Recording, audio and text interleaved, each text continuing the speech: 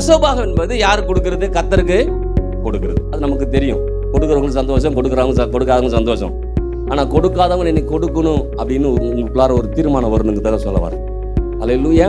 அப்ப இங்க சொல்றாரு பாருங்க, என்ன கொஞ்சம் டெஸ்ட் பண்ணி பாரு, கொஞ்சம் கொடுத்து பாருப்பா, கொஞ்சம் டெஸ்ட் பண்ணி பாரு.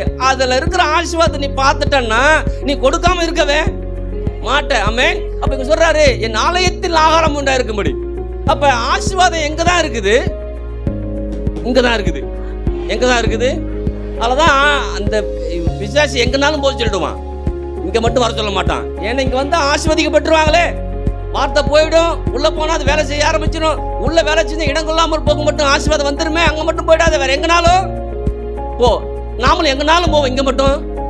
ஆனா ஆண்டவர் சொல்றாரு, நீங்க இடம் கொள்ளாமல் என் ஆலயத்தில் ஆகாரம் உண்டா இருக்கும்படி. அதான் நானே எந்த வீட்டுக்கு போனாலும் ஜெபிச்சுட்டு காசு வாங்குறது இல்லை. இங்க வாங்க, இங்க வந்தா உங்களுக்கு ஆண்டவர் வந்து இடம் கொள்ளாமல் போகட்டும் ஆசீர்வாதம் என்ன பண்றாரு? அல்லேலூயா. மடியில வந்து என்ன பண்ணுவாங்க? கொட்டுவாங்களாம். நிரம்புவதும் வழி இருக்குன்னா அவர் வேலையா இருக்குது. அல்லேலூயா. இது கொஞ்சம் அதிகமாக தான் இருக்கும். நிரம்பணும் வழியணும், நிரம்பணும் வழியணும். அல்லேலூயா. கொடுக்கும்போது மனுஷனு கொடுக்கல, கர்த்தருக்கு கொடுக்குற. அல்லேலூயா. அங்க தசமபாகம் ஆபிரகாம் கொடுக்குறான் பாருங்க. அந்த ஆபிரகாம் கொடுத்த தசமபாகத்தின் மூலமாக அவன் சந்ததி ஆசீர்வாதத்துல என்ன பண்ணுச்சு? சென்றுச்சு. அது மாத்திரமல்ல, அவன் சொல்றான் பாருங்க, உன்னதமான தேவனுக்கு நேர கையை என்ன பண்றேன்? எங்க உயர்த்துறேன்? உயர்த்துறேன்னு சொல்லும்போது நம்ம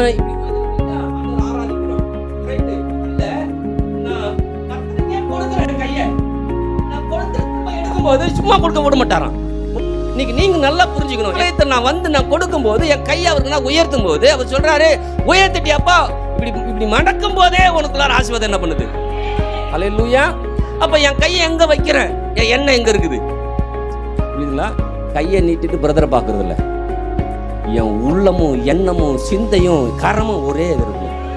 அல்லேலூயா. அததான் சொல்ற, என் ஆலயத்தில் ஆகாரம் உண்டாயிருக்கு, தசமபாகம் கொண்டு வந்து கொடுத்துட்டு என் கரத்தை அவருக்கு நேரம். அல்லேலூயா. அவர் சொல்றான் பாருங்க, ஆபிரகாம், என் கரத்தை அங்க நீட்டிட்டேன், இங்க எனக்கு வேலைய சொல்றான், எல்லாத்தையும் எடுத்துக்க, எல்லாத்தையும் எனக்கு வேணாப்பா, நீ என்னை ஐஸ்வர்யராக்குற என்று வேணாம். நல்லா முடிவு பண்ணணும். நான் தசமபாகத்தை கொடுக்கும் போதெல்லாம் தேவன் என்னை ஆசீர்வதிக்க போதுமானவராய் இருக்கிறார். ஆமென். எத்தனை பேர் தசமபாகம் கொடுத்தீங்க? நன்றி. இப்ப கொடுக்காதவங்களுக்கும் சொல்றேன், இது வரைக்கும் கொடுக்கல, கொடுத்து அப்பப்பையும் கொடுப்பேன், நினைச்சுக்கிட்டா கொடுப்பேன், நினைச்சுக்கிட்டா கொடுக்க மாட்டேன். ஏன்னா எனக்கு தெரியும் என்னை பத்தி, உங்களுக்கு தெரியும் உங்களை பத்தி, இல்லையா? ஏன் சொல்றேன்னா, யாக்கோபுன்னு ஒருத்தர் தெரியும் இல்லையா? ரொம்ப நல்லவர். அண்ணனா இருந்தாலும் ஏமாத்தான் வாங்குறாரு, அப்பாவா இருந்தாலும் ஏமாத்தான் வாங்குறாரு. அப்படியே வாழ்ந்துட்டான் அவனும். அது லக்ஸுரியா இருந்துச்சு, ஏன்னா அம்மா கூட இருக்கிறான் பாரு ஒட்டிக்கிட்டே. அப்படியே இருந்து வாங்கிட்டான். ஆனா ஒரு நாள் வருது, எல்லாரும் விட்டாங்க, அம்மா விட்டாங்க, அப்பா விட்டாங்க, அண்ணன் விட்டாங்க, எல்லாம் விட்டாங்க.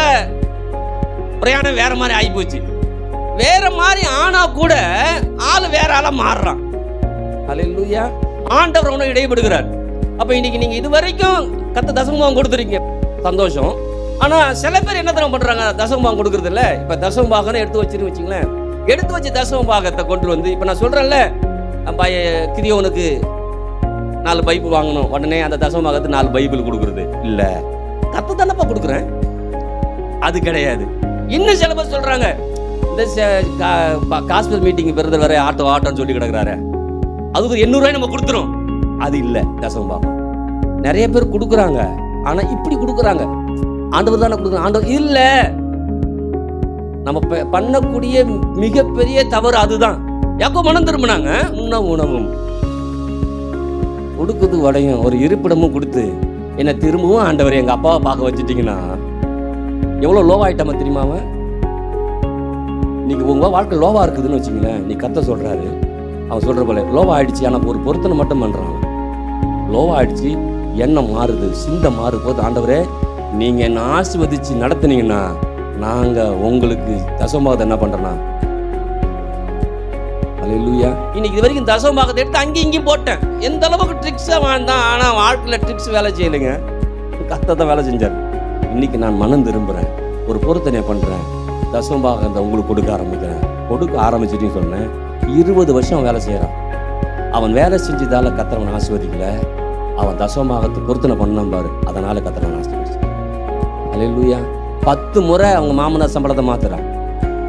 எத்தனை மாத்தினாலும் சரிதான், அவனுடைய ஆசீர்வாதத்தின் குறைவை அவன் பார்க்கவே இல்லை. எல்லாம் நிறைவே என்ன பண்ணுது? இன்னைக்கு சொல்றேன், நீங்களும் நானும் அதை முடிவு பண்ணணும். ஆண்டவரே, இது வரைக்கும் நான் அப்படி செய்யாம விட்டுட்டேன், இது ஆண்டவருக்கு தான், அது ஆண்டவர் தான், இப்படின்னு போயிட்டேன். ஆனா இனிமேட்டு அப்படி போகாதபடி நான் சரியா இருக்கும்போது யாப்போ வராம பாருங்க, 2 பரிவாரம். தசமபாகத்தின் மூலமா வரக்கூடியது பரிவாரம். 2 ராஜ்யம் வருது. திரும்ப ஆளும் மாறிட்டான், வாழ்க்கையும் மாறிச்சு, எல்லாமே மாறி டோட்டலா மாறிச்சு. எப்படி மாறிச்சு? போகும்போது எப்படி போனா? கோலும் கையும் தான். ஆனா வரும்போது கோல் இருந்துச்சானே தெரியாத அளவுக்கு மாறிட்டான். அல்லேலூயா. இன்னைக்கு சொல்றவங்க வாழ்க்கை நீங்க நினைச்சு பார்க்காத ஆசீர்வாதத்தோட கர்த்தர் நடத்துவார்.